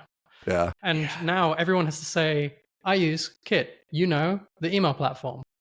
Never had that problem before. It now requires a qualifier. I don't think it's I don't think it's a strong move. No, Statamic's a good brand. Keep it. Don't fuck it up. That one works. I'm with that. Enterprise, unless you are passionate about compliance, process, and negotiation, I wouldn't touch that with a barge pole. I would try. I don't know. I have a different take. I think Go on. It's not, we deal with a lot of enterprise sales and we're small, and sometimes you get some that are just too much and it's like a big pain. But but on the other side, it's like when one customer pays you $35,000 and you're like, boy, that's like a whole bunch of other customers I would have had to get that. It's pretty awesome. So I think your thing's not maybe quite like that, right? But I think having like a tier you call enterprise that gives you some of those, like maybe that's where you get flat file for horizontal scaling, or like whatever. Is there really enterprisey things like horizontal scaling to me? Horizontally, is unfortunately. What's that? Flat file doesn't scale horizontally. Okay, whatever you have you to were go going to do, database. Yeah. Whatever, if you could come up with like, here's the things that make it work behind a proxy or reverse proxying or whatever enterprisey type things that you really have a big project you're running on this thing, right? Like, it's clear you are not just running a little website. You have a whole front end server architecture and a database with failover and whatever. You come up with those scenarios. I think having a higher tier that 15% of your customers now pay $9.99 a site instead of $275, like that alone, that's huge. That's hundreds of thousands of dollars difference if you could get another tier in there. So I don't know. I think that there's something to that. Yeah, you probably can't do what a Squarespace might. I'm sure they have a whole enterprise sales team and they'll jump through whatever hoops, right? The way we would do enterprise wouldn't be like traditional enterprise, like the way you think about it, but being able to service like newsroom style companies, like and be able to support them. Enterprise is like the word that would catch the eye, but it isn't like it. I don't know that we want to do like SOC 2 compliance. Like we don't have their infrastructure. Well, you wouldn't have to because you're not hosting it, so you're fine. Yeah. Yes. But in terms of like SLA being like have PR escalation, be able to like work like chat and video chat with the team and like have access to us. Like I probably wouldn't even be here if it wasn't for the couple of enterprisey clients or customers that we've had, like Spiegel and TV2. Like over the last year, TV2 has opened 160 PRs that are like high performance, high scaling stuff. Wow. 160 PRs. They have like 2 That's full-time crazy. devs, like essentially just Wow. building features for They're not paying like you high enough. performance. I guarantee you that. Whatever they're paying you, it's not They're enough. also paying a fair bit, but but we're, when they say like this PR is like critical for us, we're like, Right, all right, then you that's jump what we're on going to it. work on today. Like, we Right. can work So on like that today. that's enterprise. That is enterprise. You're already doing it. That's how we do enterprise, right? But we don't That market is, it. no. But that's what the problem is right there. Now you put your finger on the problem is you need to market it, because there's probably other newsrooms out there that are like would want this, and other organizations. And some people will just buy the enterprise version because they're a big company and they're like, we'll get the enterprise version. And in case we ever need these things, we have them already. And I got the budget. The enterprise people think differently. I have to go get approval for this. I only want to go once, and I'm just going to go do it. Right. And I'm just going to buy the enterprise version now. And that's what I'm going to do. So that's the way I need to answer that story, because there's money just like waiting on that table. I don't want to say which, but there's a couple of countries in that use Statamic for like most of their sites, and like they don't buy licenses because it's too cheap. They're like, whenever you launch like an enterprise thing, we'll just buy that. Let us know. They just hack it. Guys. They just hack it. And you're like, and they tell me, I got to jump. All right. This is great. Thank you very much. Thanks for coming This on. was good. I really appreciate it. I believe in you. It sounds like you might be good at enterprise. If so, keep doing it. No amount of money could make me do it ever. But if It's you've nice already when you got just a have channel and it's working, then when you have a bunch of those use it. $9 a month people just paying you forever, $29, I don't know what ghost pricing is, but that is a beautiful model. But Yeah. All right, man, guys, John, it's fun. you gotta go. Bye. Thanks. Talk soon. Bye. Yeah, man. I don't know. I'd go into the enterprise heavy. I think for size companies like ours, it's actually like there's so much other like the meta is not that, right? It's like charge everybody $29 or $99, and that's the meta. But I don't know. I feel like you're able to do things that are unique. You're able to like work with a customer more directly, right? Because you're small. Like that's an advantage, and it can be an advantage for the enterprise customers. And so, and also a lot of times once you get them rolling, then you just never hear from them. Like these guys are doing 160 PRs a month. They're just doing that. They're not calling you every time, right? Like they're doing a bunch of work. And once in a while, they're asking you. Yeah, but like once in a while they're coming to you. Yeah, but like fine, then you merge it, right? Or whatever. Like it's not, I just think the enterprise, since you're already having success there, especially you should be doing more with it. I think you need an enterprise tier. Whether or not you have extra support, to me, that's even like a separate thing. I think there needs to be just a pure enterprise tier that just doesn't commit you to any extra support, or at least not majorly, right? Like maybe that gets you phone support and everybody else is just email. I don't even know if you have phone support now or not, but like whatever, officially, right? So so maybe that's a huge, you could literally just have that. You could have like middle tiers email support, enterprise tiers phone support. Like literally you could basically just do that. I would put some other stuff in there. But and then you could have support licenses that are a separate conversation. That's a really enterprise plus type thing. But I think you should lean into that, especially with what Statamic is, where it's like lets people do a lot of this higher leverage, developer focused things. I feel like it makes a ton of sense to have an enterprise option there. So yeah, I think I need to, like at Flat Camp this year, which I don't know if you're familiar with our. I mean, I know what it is. I've never been. I want to go. You should go. Yeah, it's in the. Cool. I'm working on next year's. It should be in North America somewhere next year. We'll talk. But yeah, so at Flat Camp, the topic of enterprise came up, and so we have like 50 people. We're all hanging out in the big room, just chatting. Like, hey, let's ask anything. What do you want? What's your dream for Statamic? What would make your life better? What would make you be able to close deals? And enterprise came up, and I'm like, yeah, I hear about it, like onesie twosies, but I don't know if there's enough people. Like, I don't want to alienate our current customer base because I'm chasing enterprise, and we're going to change everything. I don't want that to happen. But I said, raise your hand if you're interested in enterprisey things. Like 60% of the room all said they were, because they're trying to land big customers. Yes. Like they're like university or whatever, right? And that we don't have the answer to that is like they need to have that agreement in order to use the company. A nice differentiator from the WordPresses and all these other. That's kind of like what I was getting at before. Like this ultra simple, like it's super simple for your end users, even if that's not really true, right? Like that's like what their kind of gig is, and so many CMSs is like we're the ultra simple, nice to use, which you should be that too, right? But at the same time, yes, people are just coming there and being like, well, is this a real thing? Can I trust it? Obviously, you don't have the brand recognition of a WordPress. So yeah, just even having that enterprise aspect is going to get you other sales. And, I think that would be huge, like having that. It's like even on ours, we don't have an enterprise tier, but we have our equivalent is that like we have customers in testimonials and things who have like, 200 users and 500 users and 100 users. And so if you have a help desk with 250 users and you're using HelpSpot, well, that implies like a certain amount of scalability and reliability and all those things. But should you have a tier because you have those customers? I probably should have. On you. Yeah, we have had. We've gone down this path multiple times. Yes, so we probably should have an enterprise tier.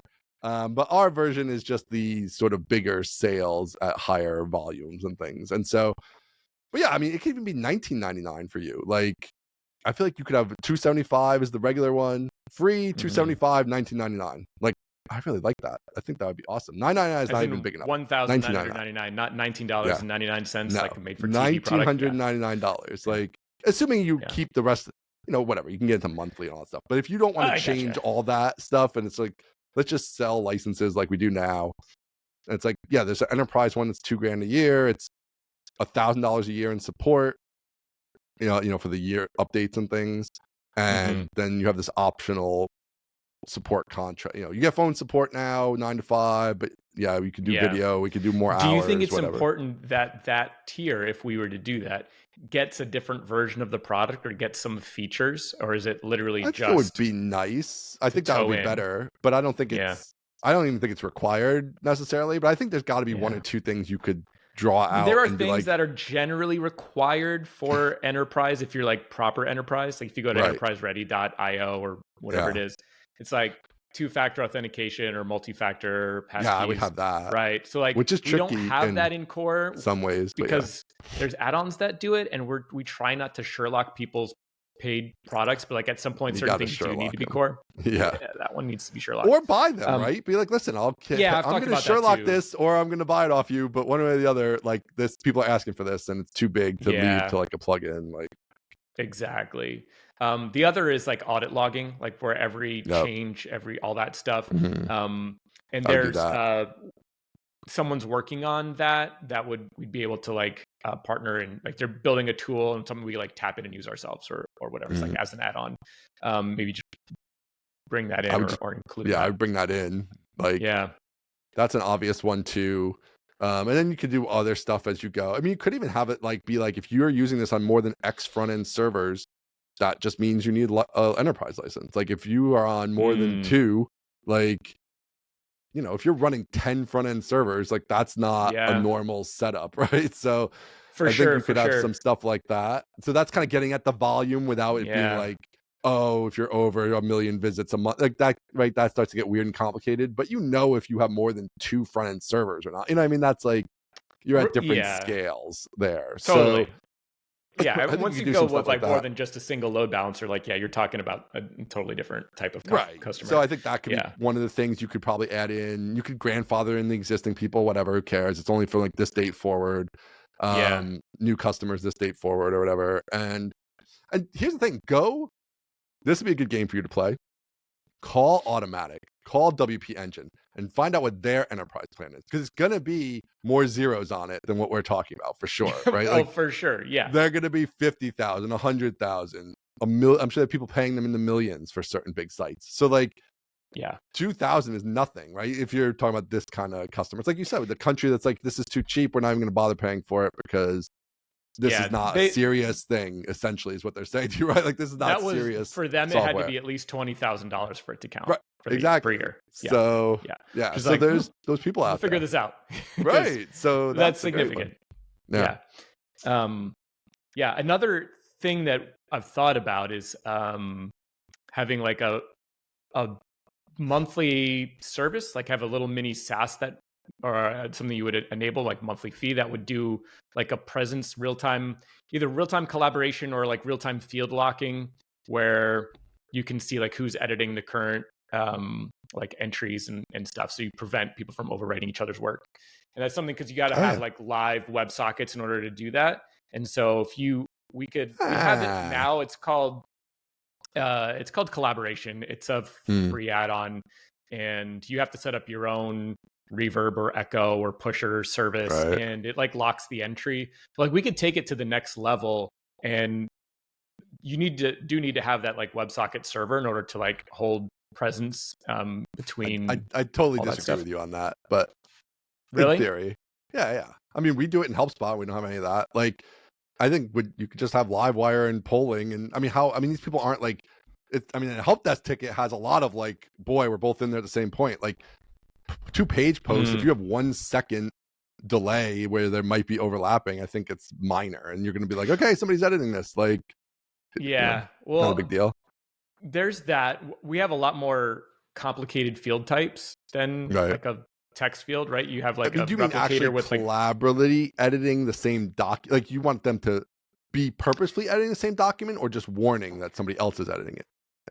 We have had people who wanted to do that, and we were working with Spiegel to actually, like, they were kind of building it. We were supporting them and going down that like full on multi, and you could see like the flags and like it was that working. Would be something different. Of course, you would want the WebSockets for that. Yeah, exactly. Pretty sick. Okay. Multiple cursors inside the same field, and it was working.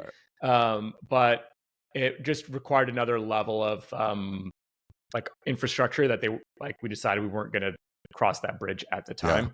I think there is definitely room for that to be a good feature. We're kind of getting in the weeds, but another part of that is like something that does happen. Say you're a news company and you've got journalists writing articles. Someone grabs their laptop, hops on the train, finishes writing the article. Someone else is back at the newsroom editing. Then they like log in, they get reconnected to the internet and hit save, and it stomps over what the first person did. Right. So like, there's some things you can do on our server side, and there's other things that need like a third, like a presence server to actually detect incoming changes and stuff like that. So like there's some of those kind of features, like newsroomy style features, that could be really interesting. That could we could charge for them differently. We're doing a service like that too for HelpSpot, where like, because like for the AI stuff, like we have it where you just use your own key now, but it's kind of annoying and whatever. And AI cost is coming down so much that we're just going to like run it and kind of include it and increase the price of the base product, but then like probably just be in there for free basically. But yeah, it's like without having to make people go sign up for OpenAI and get a key and do the thing and whatever. Like, it's just like, no, it just comes with HelpSpot, and we just like have our own little authenticated little mini SaaS thing, and you can use it on premise or cloud or whatever. So that's cool. These like hybrid things make sense, and that should definitely, in your case, I mean, that's like totally right. That should only be in the enterprise version, I would think.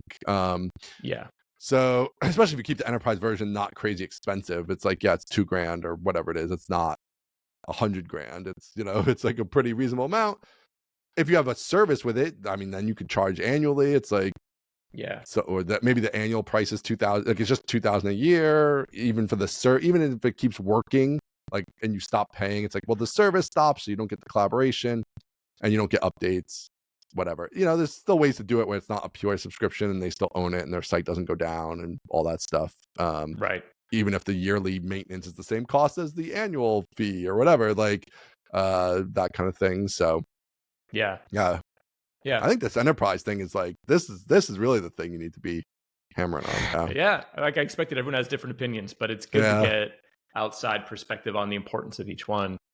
There was one other aspect that we didn't even talk about this, but the other, I mean, if you wanted to do the compete with WordPress thing, I mean, you could also always go like the VC route, and like raise some money, build a team, like all that stuff. But it's like, do you want to do that? I don't want to do that. No, because then you're beholden to an exit, and once you're beholden to an exit, all of your decisions at some point on the calendar have to switch into prepping for the exit, and then you're no longer focused on the product. So I don't.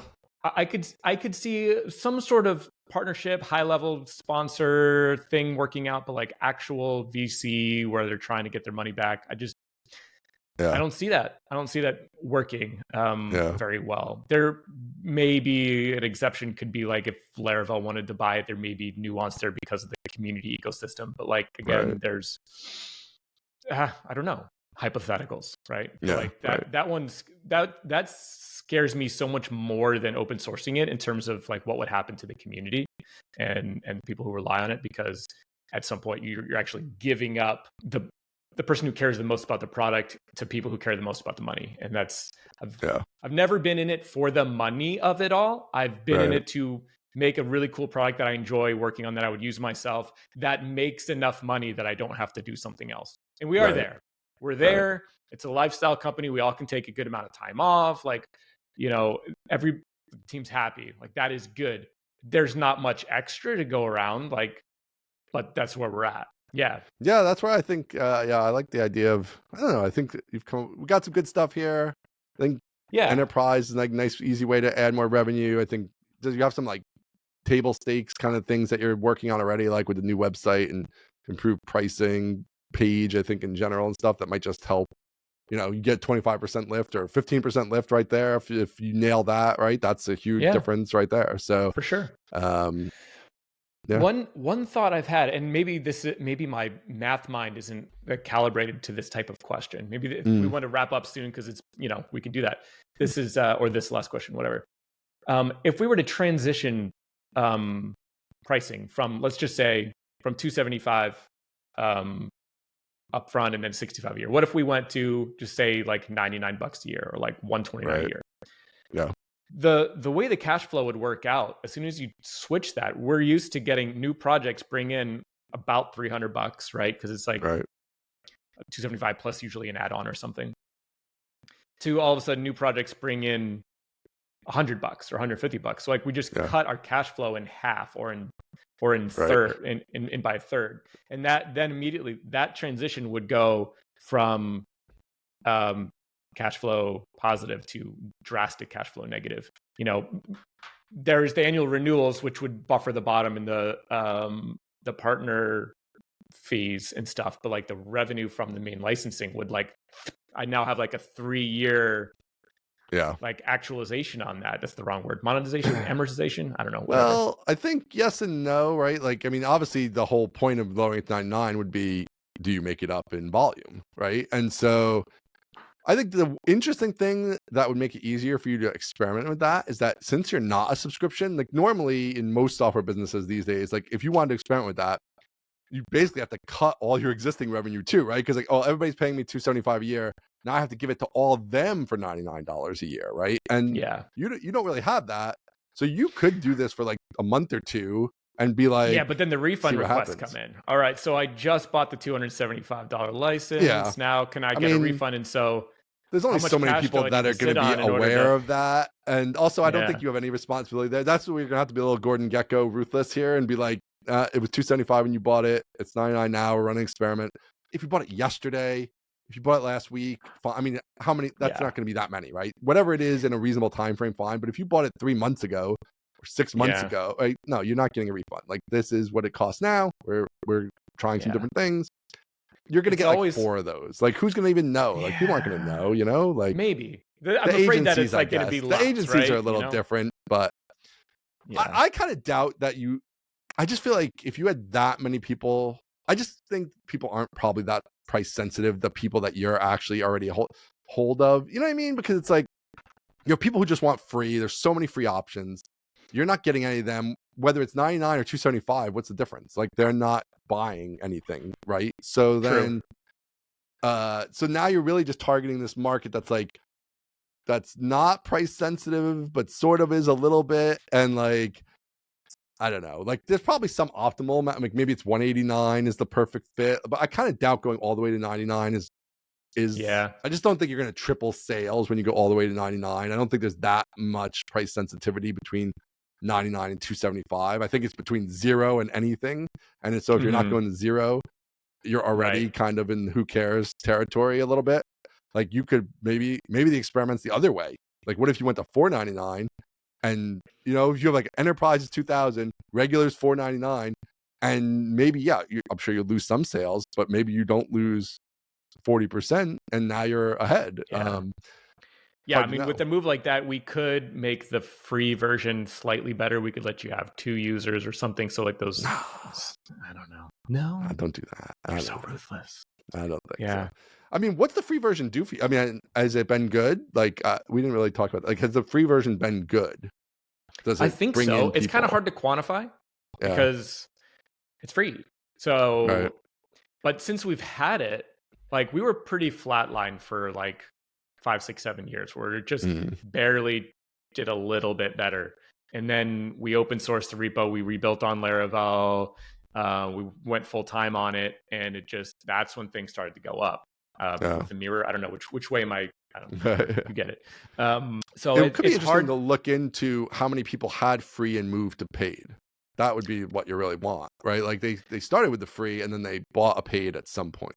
I don't know if you can. I don't know. That. I don't know how to collect that, because the free is just composer installed. So like, it's just totally that number isolated. is in the same pool as composer update people, right? Does it call back with URLs or anything like that? Yeah, when was we there ping any home, analytics? It pinged home. Okay, so you should be able to do it. I don't remember if we collected on the free one or not, though, because we don't have like an implicit contract with you. We probably should add that if we don't. Yeah. At least collecting the like what this domain is loaded on, because if you just know the domain it's loaded on, then you could it'll be imprecise, but who cares? Like you could match up, okay, like this domain ended up moving to paid, and you can know that some percentage, whatever it is, it's going to be a small percentage, but eventually 0.05% of people move to paid or whatever, and then you could try to move that up or down or play with it a bit. Yeah, that's interesting. Yeah, I haven't played around with the data that much, because I feel like it's not that actionable. Yeah. I don't know. But then if you play around and make the free tier better, you might be hurting yourself and you won't even know.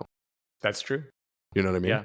In which case, there's something actionable that it could give me. So that's good. Yeah. And also, like, you don't even, it's sort of hard to tell right now, it sounds like, because like, it went free and it started to go up, but also you started working on it full time and you got there's more like hooked so many into things that Laravel, happened all at once. right? So like who knows what's impacting what. It might be the free version, but it might just be that you're actually working on it full time and doing a lot of releases and talking about it more, and like all that stuff that comes with being able to work on it full time. So yeah, I mean, they're all a factor of it too, right? It's just how much come from any one thing. It's hard to say like, oh, hey, you lost 50 pounds. What did you do?